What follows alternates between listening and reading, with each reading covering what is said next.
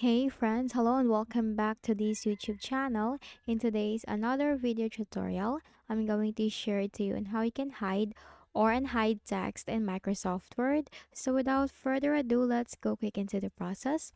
So I have a sample text right here in my Microsoft Word. Now let's go on how we can hide this before I am going to show you how to unhide it. So you just need to select the text that you're going to hide.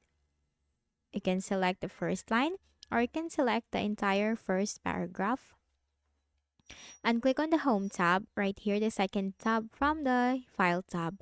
And here you will find Font and then this small arrow. Click on this and here you will find Effects and the Hidden option. In order to hide it, simply check Hidden and click on OK. And exactly as it is, the whole first paragraph has been hidden. Now we can find it, right? So how can we unhide it? It's also very simple. So you just need to click on this arrow and then you will find the hidden option which was being checked earlier. So you just need to uncheck that in order to unhide the paragraph that we have hid earlier. Now simply click on OK.